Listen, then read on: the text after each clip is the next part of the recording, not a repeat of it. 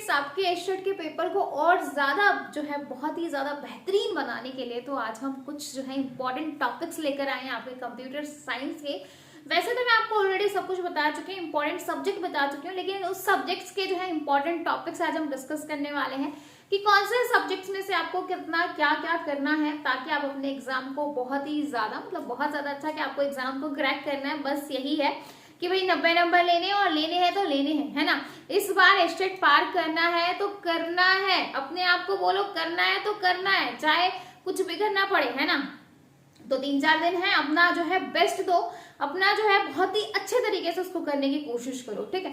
तो आज हम बात करेंगे कंप्यूटर साइंस के इम्पोर्टेंट टॉपिक्स की, कौन कौन से जो है आपके इम्पोर्टेंट टॉपिक्स हम करें ताकि आप अपने एग्जाम को बहुत ही ज्यादा जो है अच्छा कर सको, ठीक है। तो वैसे तो मैं ऑलरेडी करवा चुकी थी और ये वाली क्लास में नहीं लेने वाली थी, लेकिन बच्चे फिर भी कह रहे थे इम्पोर्टेंट टॉपिक भी बता दीजिए ताकि अगर हमने नहीं पढ़ा है, अगर जिसने अभी तक कुछ भी नहीं पढ़ा है, जिस बच्चे ने अभी तक कुछ भी नहीं पढ़ा है, अगर वो ये टॉपिक्स भी पढ़ के चला जाता है तो काफी जो है कंप्यूटर में अच्छा खासा स्कोर कर सकता है। और 10 डेज क्रैश कोर्स तो ऑलरेडी आप लोगों के लिए इतना ज्यादा क्रिस्प है, सीरियसली जो बच्चे देख रहे हैं उनको पता होगा कि भाई कितना ज्यादा जो है मैंने वहां पर मेन पॉइंट्स और कम टाइम में कवर करवाए हैं, ठीक है। बहुत ही कम टाइम में आपको बहुत अच्छी चीज मैंने वहां पर आपको प्रोवाइड की है, ठीक है। तो ओके, आज हम स्टार्ट कर रहे हैं इंपॉर्टेंट टॉपिक्स। तो इंपॉर्टेंट टॉपिक्स बताने से पहले सब्जेक्ट्स तो आप सभी को पता ही है, 5 सब्जेक्ट्स मैं ऑलरेडी आपको करवा चुकी हूँ, 5 सब्जेक्ट हम ऑलरेडी जो है हम कर चुके हैं। और 5 सब्जेक्ट आपके रहते हैं, तो कौन कौन से सब्जेक्ट्स हैं मेरे साथ बोलो भाई, क्योंकि जब आप किसी भी चीज की तैयारी कर रहे हो ना तो आपको सब्जेक्ट जो है टिप्स पे याद होने चाहिए, ये सब्जेक्ट है उसमें से ये आता है भाई, कुछ है लेकिन आपको इतना तो पता होना चाहिए क्या इंपॉर्टेंट है क्या नहीं है, ये सारी चीजें तो आपको पता होनी चाहिए, ठीक है। ओके, तो सबसे पहला सब्जेक्ट बात करती हूँ मैं ऑपरेटिंग सिस्टम की। ज्यादा नहीं, 4 to 5 मार्क्स का वेटेज है, 4 to 5 मार्क्स का वेटेज है। अब इसमें से क्या आएगा, भाई इसकी जो है डेफिनेशन तो कोई भी आपको ये तो पता ही होना चाहिए कि ये होता क्या है, क्या एडवांटेजेस हैं क्या डिसएडवांटेजेस है, बेसिक सी चीजें इतना तो आपको पता होना चाहिए, ठीक है। इसकी टाइप्स क्या है, इसके फंक्शन कौन से हैं, इनके सबके नाम याद होने चाहिए फंक्शंस के, ठीक है। उसके बाद जो प्रोसेस मैनेजमेंट का डायग्राम है, प्रोसेस मैनेजमेंट डायग्राम, वो आपको बहुत अच्छे से पता होना चाहिए कि 5 स्टेट होती हैं, किसका क्या काम होता है, ये चीजें आपको पता होनी चाहिए, ठीक है। तो definition, types, function, process state जो है, प्रोसेस मैनेज जो आपका डायग्राम है प्रोसेस का वो। उसके बाद बात करूं मैं तो जो आपकी प्रोसेस एल्गोरिथम है, प्रोसेस शेड्यूलिंग एल्गोरिथम है, लाइक जो आपका फर्स्ट कम फर्स्ट सर्व है, SJF है, किसमें स्टारवेशन आता है, किसमें जो है आपका कॉन्वे इफेक्ट की प्रॉब्लम आती है, कौन सी प्रायोरिटी है, किसमें जो है आपका नॉन प्रेम्प्टिव होता है, कौन सा प्रेम्प्टिव होता है, तो ये सारी चीजें बेसिक से और आपको पता होना चाहिए, ठीक है।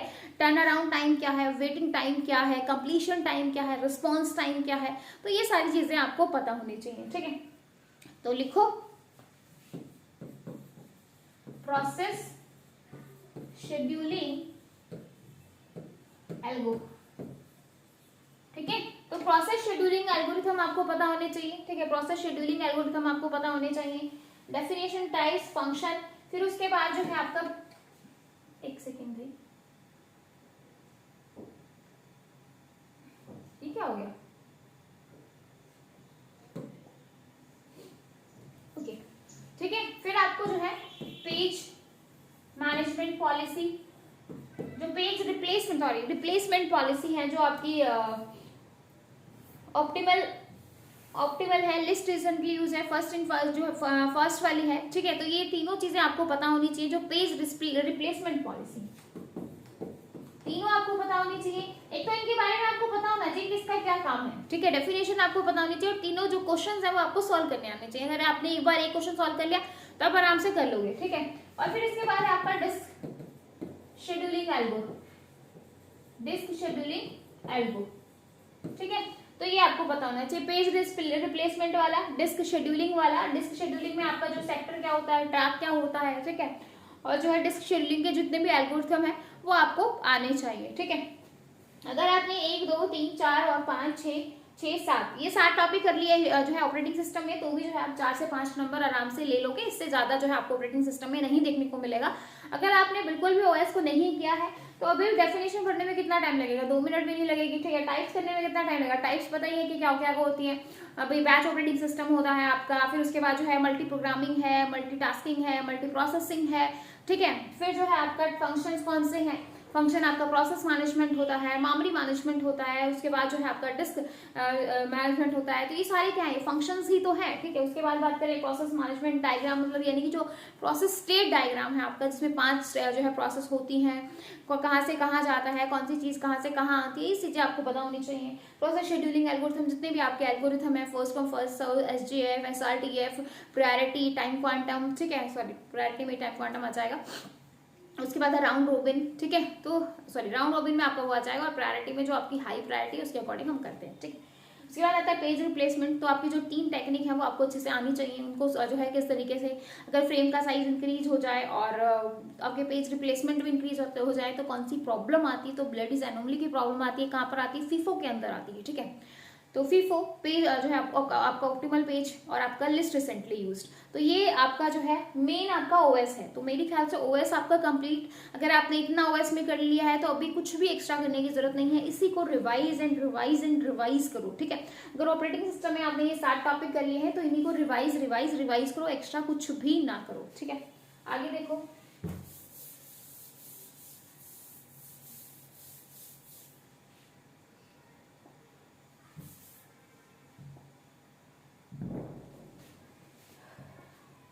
क्लियर है भाई। इसके बाद नेक्स्ट टॉपिक आता है आपका, नेक्स्ट टॉपिक की अगर मैं बात करूं, ऑपरेटिंग सिस्टम हो गया है, उसके बाद हम बात करें, उसके बाद हम बात कर लेते हैं डेटाबेस की।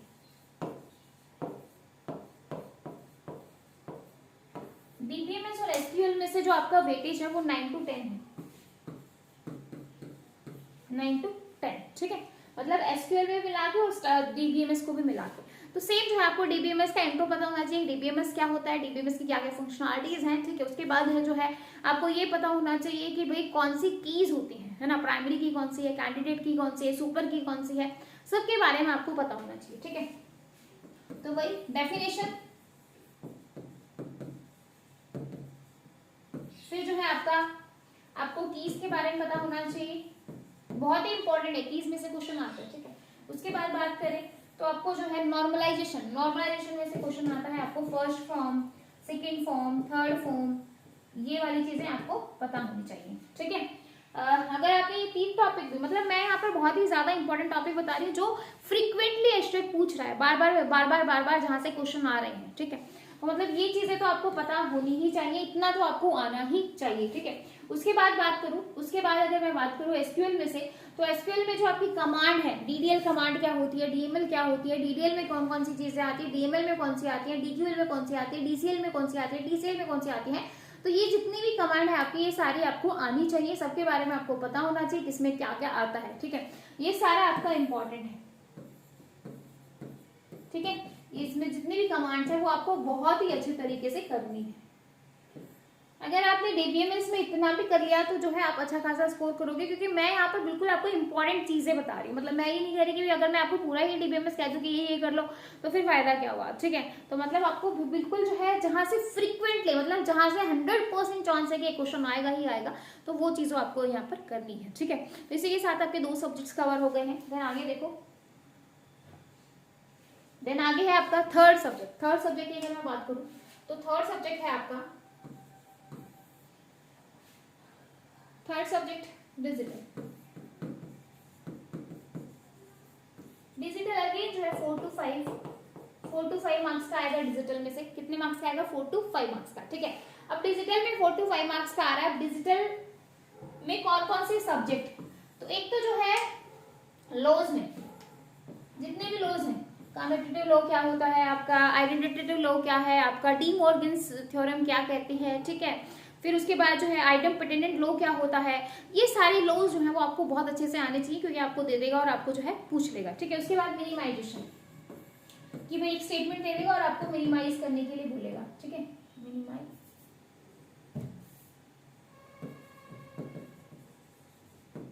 मिनिमाइजेशन, ठीक है। उसके बाद अगर मैं बात करूं लो में से, मिनिमाइजेशन में से भी आपको जो है कि मैं आपकी स्टेटमेंट देने में बोला कि इसको मिनिमाइज करके बताओ कि इसका क्या आएगा, क्या आपको आउटपुट मिलेगी, ठीक है। तो इसके तरीके से आप के मैप को भी कर सकते हैं। के मैप में जो है आपको ये पता होना चाहिए एसओपी फॉर्म क्या होती है, पीओएस क्या होती है, ये सारी चीजें आपको पता होनी चाहिए, ठीक है। उसके बाद अगर मैं बात करूं यहाँ पर क्या जो है डिजिटल में, आपको फ्लिप फ्लॉप के बारे में डेफिनेशन पता होनी चाहिए, कौन सा जितने भी फ्लिप फ्लॉप है सबके बारे में आपको पता होना चाहिए किस किस का क्या काम है। टेबल्स पता होनी चाहिए, मतलब बहुत ज्यादा डिटेलिंग नहीं, बहुत ज्यादा डिटेलिंग नहीं, लेकिन डेफिनेशन और टेबल सबके बारे में पता होना चाहिए कि भाई इसकी जो कैरेक्टरिस्टिक टेबल है वो ये बनती है, ठीक है। इतना आपको पता होना चाहिए, उससे ज्यादा जो है जरूरत नहीं है। इसके बाद अगर मैं बात करूं, फ्लिप फ्लॉप भी लिख लो, ठीक है। फ्लिप फ्लॉप ओनली मतलब डेफिनेशन और टाइप्स, इससे ज्यादा जो है अंदर घुसना नहीं, क्योंकि अभी जो है 2-3 दिन है तो आप कितना कर लोगे भाई, अभी बैठ के जो इंपॉर्टेंट चीजें उनको रिवाइज करोगे वो ज्यादा बेटर है, ठीक है। उसके बाद अगर मैं बात करूं यहाँ से जो आपका कन्वर्जन है, जो आपका कन्वर्जन है, टूज कॉम्प्लीमेंट, वंस कॉम्प्लीमेंट, आपका जो है डेसिमल टू हेक्सा, जो हेक्सा डेसिमल में कन्वर्ट करो, हेक्सा टू ऑक्टल में कन्वर्ट करो, बाइनरी टू ऑक्टल में कन्वर्ट करो, इस तरीके से जो है आपको कन्वर्जन में से भी क्वेश्चन पूछेगा। डेफिनेटली कन्वर्जन में से तो फिक्स है कि भाई 1 या 2 क्वेश्चन आपको देखने को मिलेगा, फिक्स है ये तो बिल्कुल हर टाइम का, ठीक है। तो ये हो गया। बाकी यार जब हम प्रीवियस ईयर पेपर्स डिस्कस करेंगे तो वहां से भी जो है आप अगर सिर्फ पेपर्स पे भी फोकस कर लोगे तो भी जो आपको काफी सारी पॉइंट्स वहां से क्लियर हो जाएंगे, ठीक है। तो ये तो आपको करना ही करना है, बिल्कुल मैं क्रिस्प यहाँ पर बता रही हूँ, मैं ऐसा नहीं बता रही कि आपको बहुत सारी चीजें करनी है, लेकिन हाँ जो मेन चीजें हैं वो आपको कवर अप करनी है तो करनी है, ठीक है। इसी के साथ आपके 3 सब्जेक्ट कवर हो गए हैं। देन जो नेक्स्ट सब्जेक्ट है हमारा, नेक्स्ट कौन सा सब्जेक्ट है अभी हमारा, जो सबसे ज्यादा वेटेज रखता है, एमएस ऑफिस, एमएस ऑफिस, ठीक है। तो एमएस ऑफिस की मैं बात करूं तो 11 to 12 लास्ट टाइम से जो है 2019 में 11 मार्क्स, 2020 में 11 मार्क्स एंड लेट्स सी 2021 में कितने मार्क्स का ये आएगा, ठीक है। तो 60 में से 11 नंबर आपका अकेला एक सब्जेक्ट ले रहा है, तो यानी कि कहीं ना कहीं बहुत ही ज्यादा इंपॉर्टेंट सब्जेक्ट है ये आपका। एमएस ऑफिस में आपको जो है MS Excel, MS PowerPoint, MS Word, है ना, इन सब की जो शॉर्टकट कीज हैं उनके बारे में जो है आपको बहुत अच्छे से पता होना चाहिए, और क्या क्या काम है। आज हम एमएस ऑफिस ही करने वाले हैं, ठीक है, करेंगे। आज जो क्लास आएगी आपका जो 10 डेज क्लास कोर्स, उसमें जो है एमएस ऑफिस की ही पहली क्लास आएगी, ठीक है। तो उसमें हम यही करेंगे कि एमएस ऑफिस में जो आपका क्या कहते हैं, एमएस एक्सेल है, पावर पॉइंट है, वर्ड है, इनके बारे में आपको बहुत अच्छे से पता होना चाहिए। 2003 से पहले कितने कॉलम होते थे, 2003 के बाद कितने होंगे, ठीक है, किसका क्या एक्सटेंशन है, उसके बाद जो है कौन सी की होती है, ठीक है। उसके बाद जो है अगर सुपरस्क्रिप्ट के लिए कौन सी जो है शॉर्टकट की यूज करेंगे, सबस्क्रिप्ट के लिए कौन सी करेंगे, तो यहाँ से ये क्वेश्चन आपको जो है अच्छे खासे एग्जाम में देखने को मिलेंगे। यानी कि ऑल ओवर जो शॉर्टकट कीज है आपकी, शॉर्टकट कीज वो यहाँ पर आपको बहुत अच्छे से करनी है। ऑलरेडी मैं आज ही क्लास में करवाने वाली हूँ, तो जो बच्चे एमएस ऑफिस को लेकर घबराए हुए हैं कि कहाँ से करें, तो आज ही क्लास को बहुत अच्छे से कर लेना, अच्छे से समझ में आ जाएगा, ठीक है। तो शॉर्टकट कीज आपको बहुत अच्छे से करनी है, क्लियर है अभी। तो एमएस ऑफिस में एक तरीके से देखा जाए तो आपको पूरा ही करना है, आप किसी भी चीज को नहीं छोड़ सकते, क्योंकि एग्जाम के पॉइंट ऑफ व्यू से सब कुछ इंपॉर्टेंट है, ओके। अगर मैं नेक्स्ट सब्जेक्ट की बात करूं, हाँ कितने सब्जेक्ट हो गए हैं मैं साथ के साइड बाय साइड लिख देती हूँ कि कौन सा सब्जेक्ट डिस्कस कर लिया है। ऑपरेटिंग सिस्टम डिस्कस कर लिया है हमने, डिस्कस कर लिया है डीबीएमएस और एसक्यूएल, ठीक है। फिर हमने डिस्कस किया है आपका डिजिटल, फिर हमने डिस्कस किया है एमएस ऑफिस। तो ये सब्जेक्ट हम डिस्कस कर चुके हैं, ठीक है। उसके बाद मैं बात करूं डेटा स्ट्रक्चर की। डेटा स्ट्रक्चर अगेन जो है वैसे तो आपका काफी इंपॉर्टेंट सब्जेक्ट है, नो डाउट डेटा स्ट्रक्चर जो है वो काफी ज्यादा इंपॉर्टेंट सब्जेक्ट है, लेकिन अगर मैं एस्टेट के पॉइंट ऑफ व्यू से बात करूं तो एस्टेट में जो है डेटा स्ट्रक्चर से बहुत ही ज्यादा क्वेश्चन नहीं आते, नॉर्मल 2 से 3 मतलब 3 क्वेश्चन आपको देखने को मिलेंगे, हार्डली आपको हो तो 4 क्वेश्चन, ठीक है। और एल्गोरिथम भी यहाँ पर ऐड हो जाएगा। तो भाई एक तो जो है एल्गोरिथम में से जो आपको कॉम्प्लेक्सिटी बहुत अच्छे से याद करनी है, यहाँ पर अगर मैं टॉपिक्स डालूं तो जो कॉम्प्लेक्सिटी है, बबल शॉर्ट की क्या होती है, बाइनरी सर्च की क्या होती है, आपका क्या कहते हैं मर्ज शॉर्ट की क्या है, सिलेक्शन शॉर्ट की क्या है, जो आपकी कॉम्प्लेक्सिटीज हैं वो आपको बहुत अच्छे से आपको पता होनी चाहिए, ठीक है। उसके बाद अगर मैं बात करूं कॉम्प्लेक्सिटी के बाद, तो कॉम्प्लेक्सिटी के बाद जो आपका आता है इसमें एक तो एरे वाला टॉपिक, मतलब जो एरे है आपका वो आपको बहुत अच्छे से पता होना चाहिए कि array 1 dimension, 2 dimension, row major, column major का आपको फॉर्मूला पता होना चाहिए, ठीक है। उसके बाद स्टैक, और स्टैक पे जो स्पेशली आपको फोकस करना है उसकी एप्लीकेशंस पे फोकस करना है। और जो हम क्वेश्चन सॉल्व करते हैं infix to prefix, infix to postfix, वो आपको अच्छे से सॉल्व करनी आनी चाहिए, ठीक है। तो कन्वर्जन यहाँ पर लिख सकते हो आप एक तरीके से, कन्वर्जन, ठीक है। और फोकस कर लेना ट्री पे, ट्री क्या होता है। तो भाई ये जो 4 चीजें हैं ये आपको डेटा स्ट्रक्चर में फोकस करनी है, इससे ज्यादा, क्योंकि लास्ट टाइम है, अभी इतनी ही चीजों पे फोकस कर लोगे वो बहुत ज्यादा इंपॉर्टेंट है आप लोगों के लिए, ठीक है। तो भाई इस पे आपको फोकस करना है। तो डेटा स्ट्रक्चर का अर्थ है आपको यही सब करना है। तो इसी के साथ जो है यहाँ पर आपका जो 5वां सब्जेक्ट हमने डिस्कस किया है वो आपका डेटा स्ट्रक्चर, ठीक है। अब मैं बात करूँ सॉफ्टवेयर इंजीनियरिंग की, 6 सब्जेक्ट है आपका सॉफ्टवेयर इंजीनियरिंग, ठीक है। सॉफ्टवेयर इंजीनियरिंग की अगर मैं बात करूं तो सॉफ्टवेयर इंजीनियरिंग में जो आपको करना है, एक तो जो आपका SDLC जो फेजेस हैं कितने होते हैं, किसका क्या क्या काम है, वो अच्छे से कर लेना, ठीक है। तो पहला टॉपिक है आपका SDLC, ठीक है। और जो मॉडल्स हैं लाइक जो आपका वाटरफॉल मॉडल्स है, आपका प्रोटोटाइप मॉडल्स है, ठीक है, आपका जो स्पाइरल मॉडल है, इनके बारे में आपको जो पता होना चाहिए कि इसका क्या क्या हो, यानी कि तरीके से डेफिनेशन और एडवांटेज और डिसएडवांटेजेस इतना कर लेना, ठीक है। उसके बाद में बात करूं टेस्टिंग, ठीक है। उसके बाद करें डिजाइन, लाइक आपका कोहेजन एंड कपलिंग, कोहेजन की डेफिनेशन क्या होती है, कपलिंग की डेफिनेशन क्या होती है, इसकी टाइप्स कौन सी है, इसकी टाइप्स कौन सी, सबसे अच्छा कौन सा है, सबसे बुरा कौन सा है, तो ये सारी चीजें आपको जो है इसके अंदर पता होनी चाहिए। सॉफ्टवेयर इंजीनियरिंग अगेन जो है वो आपका 2 से 3 मार्क्स का वेटेज रखता है। लास्ट टाइम भी इसका 3 नंबर का आया था, अभी 2020 में भी 3 नंबर का आया था, 19 में भी 3 नंबर का आया था, तो आप ये मानो कि 2 से 3 नंबर, ठीक है। क्लियर है अभी, क्लियर है, क्लियर है। मतलब इतनी चीजें आपको पता होनी चाहिए। अगर आप बिल्कुल ही ट्रिप्स, अभी लास्ट टाइम है तो आप मतलब कोई भी बच्चा ऐसा तो है नहीं, कोई भी नहीं कर सकता, कोई भी हो चाहे भाई, अगर लास्ट टाइम पे अगर आपको हो मैं सब कुछ उखाड़ डालूं तो ऐसा हो ही नहीं सकता, किसी भी तरीके से पॉसिबल नहीं है कि भाई आप सब कुछ जो है वो कर डालो, नहीं होगा, ठीक है। लेकिन जहां से फ्रिक्वेंटली क्वेश्चन आ रहे हैं आप उन चीजों को तो पढ़ के जा सकते हो, बाकी तो ऊपर वाला जाने कि भाई क्या होगा क्या नहीं होगा। बट लास्ट टाइम पे आप जितना अपने तरीके से बेस्ट कर सकते हो उतना कर सकते हो। ये एक तरीके से हार्ड वर्क तो है, क्योंकि पढ़ाई तो आपको करनी है भाई, आपको कुएं में तो कूदना ही है, पढ़ाई तो आपको करनी ही है ना।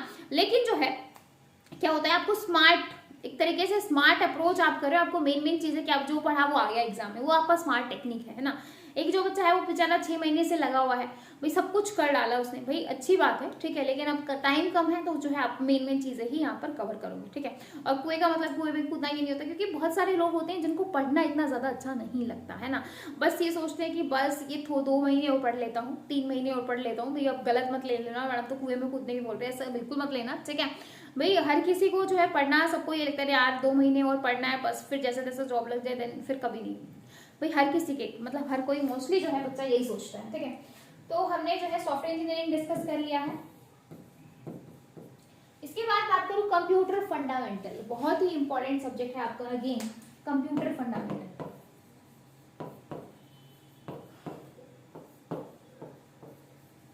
कंप्यूटर फंडामेंटल, ठीक है। तो कंप्यूटर फंडामेंटल की अगर मैं बात करूं तो कंप्यूटर फंडामेंटल में जो आपको करना है, एक तो जो हिस्ट्री है आपको, है ना, कंप्यूटर क्या होता है, कंप्यूटर में क्या क्या चीजें हैं, सीपीयू क्या है, मेमोरी क्या है, कंट्रोल यूनिट क्या है, बस क्या होती है, एड्रेसिंग मोड क्या होता है। अब आप कहोगे मैडम आर्किटेक्चर कहाँ ले आए, तो देखो एड्रेसिंग मोड में से क्वेश्चन आता है, तो इसलिए जो एड्रेसिंग मोड को कर लेना, ठीक है। और आपका जो कंप्यूटर है, मेमोरी है, ठीक है, रैम रोम, ये सारी चीजें आपको पता होनी चाहिए, ठीक है।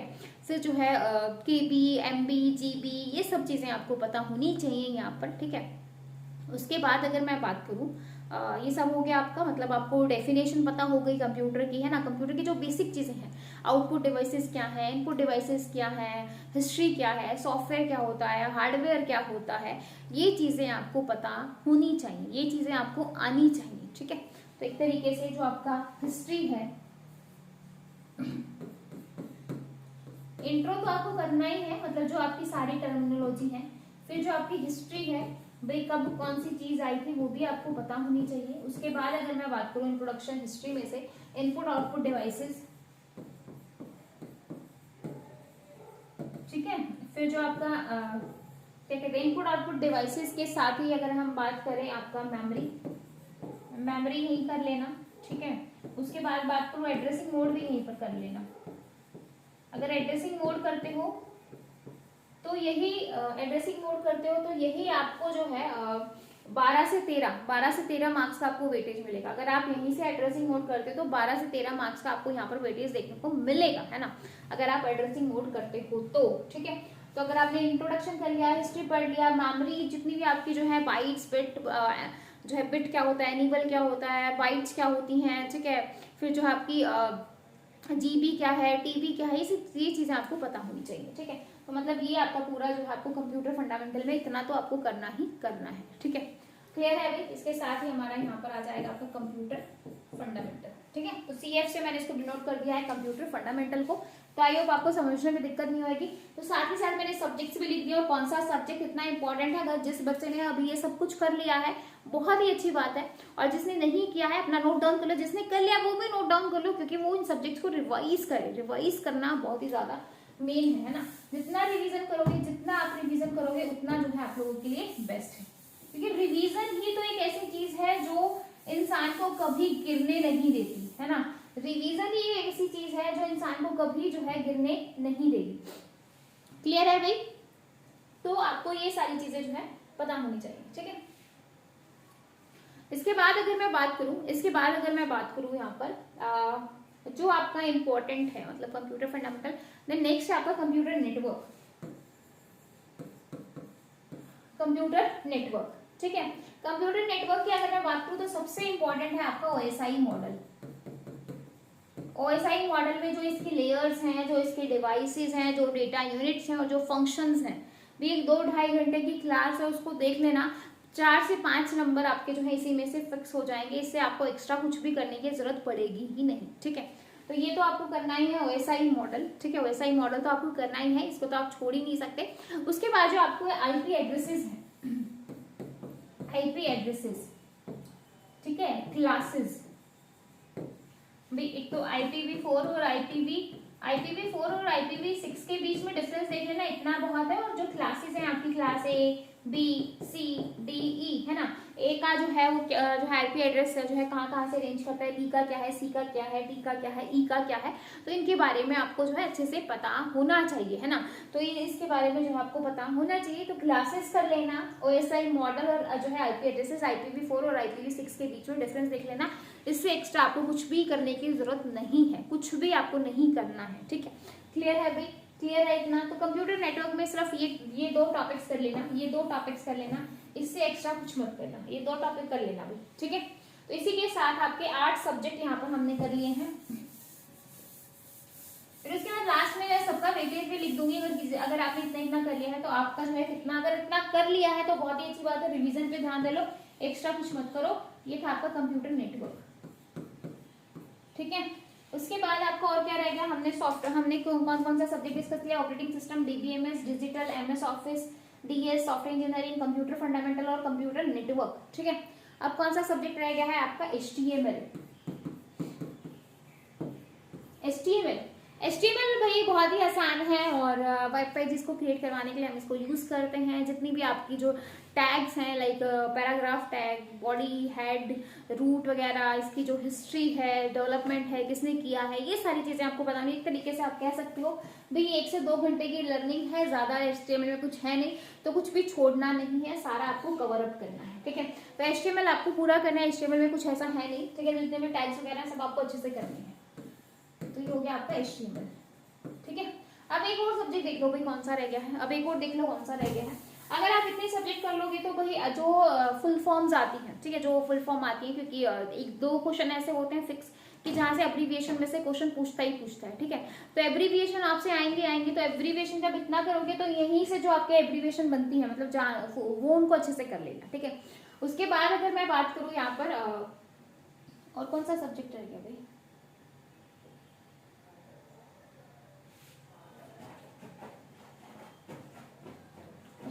डेटा स्ट्रक्चर, और हमने कौन सा किया, ऑपरेटिंग सिस्टम, हाँ, C++ जो हम कर चुके हैं, ठीक है। सी और C++, ठीक है। अब इसमें क्या करना है, बहुत ही इंपॉर्टेंट है भाई, इसमें जो आपको करनी है तो इसकी हिस्ट्री देखनी है, किसने डेवलप किया था, कब किया था, बहुत ही इंपॉर्टेंट है। लास्ट के 2-3 बार क्वेश्चन आ चुका है, सी का भी और C++ का भी, किसने डेवलप किया था, हिस्ट्री अच्छे से कर लेना। उसके बाद जो इसके ऑब्जेक्ट ओरिएंटेड के फीचर्स हैं, ऑब्जेक्ट ओरिएंटेड लैंग्वेज के जो फीचर्स हैं कि जो आपका इनहेरिटेंस क्या होता है, पॉलीमॉर्फिज्म क्या होता है, आपका जो है एब्स्ट्रैक्शन क्या है, डेटा हाइडिंग क्या है, एनकैप्सुलेशन क्या होता है, तो ये जो फीचर्स हैं ऑब्जेक्ट ओरिएंटेड के, ये आपको बहुत ही अच्छे तरीके से करने हैं, ठीक है। उसके बाद अगर मैं बात करूं यहाँ पर, उसके बाद जो है आपको देखना है स्टैटिक फंक्शन क्या है, स्टैटिक फंक्शन क्या होता है, friend function, friend function rules क्या है, ठीक है, वेरिएबल्स के रूल्स क्या होते हैं, वर्चुअल फंक्शन, क्योंकि ये जो फंक्शन है ना, यहाँ से ही एग्जामिनर क्वेश्चन पूछेगा। अब ये सोचेगा मैडम क्या लिख दिया, कुछ समझ ही नहीं आ रहा, तो static function, friend function, virtual function, ठीक है। तो इनको बहुत अच्छे से कर लेना, इनके रूल्स देख लेना, और जो आप नॉर्मल्स वेरिएबल्स आप जो डिक्लेयर करवाते हो, तो जो रूल्स होते हैं वो भी आपको पता होने चाहिए कि भाई आपका जो है नंबर से जो है अल्फाबेट से स्टार्ट होना चाहिए, डिजिट से नहीं होना चाहिए, ये नहीं होना चाहिए, स्पेशल कैरेक्टर, मतलब जो भी आपके रूल्स वगैरह हैं वो आपको बहुत ही अच्छी तरीके से करने हैं। इसी के साथ ये आपका लास्ट टॉपिक है सी और C++। अगर मैं यहाँ पर वेटेज की बात करूँ तो ऑपरेटिंग सिस्टम अगेन 4 to 5, ये आपका 8 to 10, ये अगेन 4 to 5, ये आपका जो है वही 11 से 12, ठीक है, ये आपका अगेन 2 से 3, ये अगेन 2 से 3, कंप्यूटर फंडामेंटल अगेन 6 to 8, ठीक है। कंप्यूटर नेटवर्क की बात करूँ तो फिर वही 4 to 5, HTML जो है 5 to 6, C++ जो है वो आपकी लास्ट ईयर जो है 5 से 6 क्वेश्चन आए थे। और अभी अगर हम बात करें इसकी, अभी अगर मैं C++ की बात करूँ तो भी जो मैं यहाँ पर बात करने वाली हूँ 6 to 8, इससे ज़्यादा भी आ सकते हैं, इससे ज़्यादा भी आपको देखने को मिल सकता है, बट लास्ट ईयर के अकॉर्डिंग जो है यहाँ पर इस तरीके से। तो ये सारा वेटेज है, इसमें से इतना आएगा, और जितने जितने इंपॉर्टेंट टॉपिक्स हैं वो मैंने सारे डिस्कस कर दिए हैं, ठीक है। और हाँ, ऑपरेटिंग सिस्टम में एक बार डेडलॉक देख लेना, और डेडलॉक में क्या कहते हैं कि कौन सी जो है डेडलॉक होने के लिए कौन सी नेसेसरी कंडीशन जो होती हैं, जो 4 कंडीशन आपकी नेसेसरी हैं उनको कर लेना। उसके साथ ही जो है प्रिवेंशन कौन सा है वो कर लेना, ठीक है।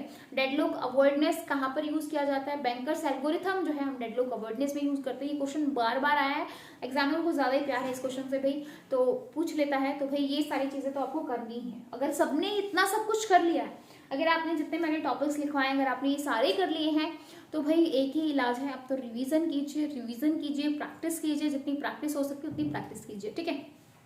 तो ये आपका पूरा 60 मार्क्स का निचोड़ था जो कि मैंने आज आपके सामने यहाँ पर रख दिया है। और वैसे तो नहीं थी, लेकिन बच्चे कहते हैं मैम बार बार मतलब, तो लगता है कि चलो कोई बात नहीं, लास्ट टाइम पर रिवीजन है, और मेन तो वही है कि आपका एग्जाम जो है वो क्रैक होना चाहिए, ठीक है। क्लास कैसी लगी, मैंने बहुत ही जो मेन चीजें थी, जो फ्रीक्वेंटली जो पूछे जा रहे थे बार बार, वही आपको बताए हैं, ठीक है।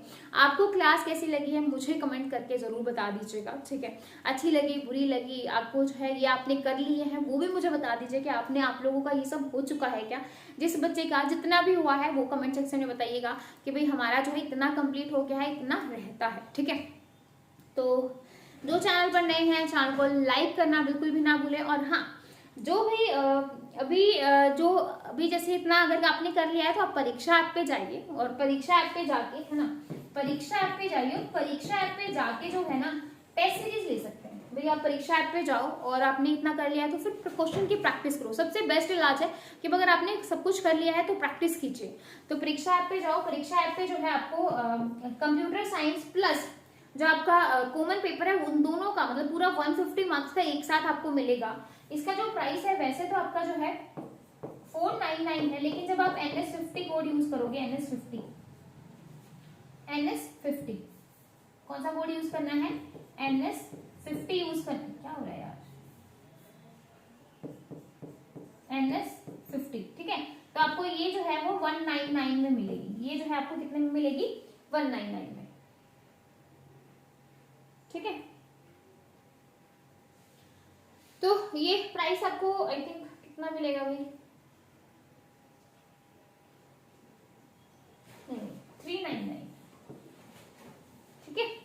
तो 399 मिलेगा। जब आप NS50 कोड यूज करोगे तो 199 में मिलेगा। और सिर्फ कोई कॉमन की प्रिपरेशन करना चाहता, सोच रहा है कि भाई कंप्यूटर की मेरी हो चुकी है, सिर्फ मुझे कॉमन की करनी है, तो कॉमन के लिए जो है आपको 299 यानी कि आपको जो है यहाँ पर 150 रुपीज यानी कि 149 रुपीज देने पड़ेंगे अगर आप NS50 कोड यूज करते हो तो। ठीक है, टेस्ट सीरीज क्या होता है कि आपकी परफॉर्मेंस को यहाँ से यहाँ ले आएगी। अगर आप 80 तक आ रहे हो तो आपके 10 नंबर बढ़वा देगी, है ना, क्योंकि आपको जो है माइंड में जो है एग्जाम में बैठने का, सुकून से पेपर को करने का, मतलब आपको पता चल जाएगा कि आपका पेपर छूट रहा है, आपका पेपर हो रहा है, कंप्लीट हो रहा है, कैसे हो रहा है, वो सारी चीजें जो है आपको वहां पर पता चल जाएंगी। ठीक है, तो क्लास को करते हैं यहीं पर बाइंड अप। तो क्लास अच्छी लगी हो लाइक कर दीजिए, अपने फ्रेंड के साथ शेयर करना बिल्कुल भी मत भूलिएगा, और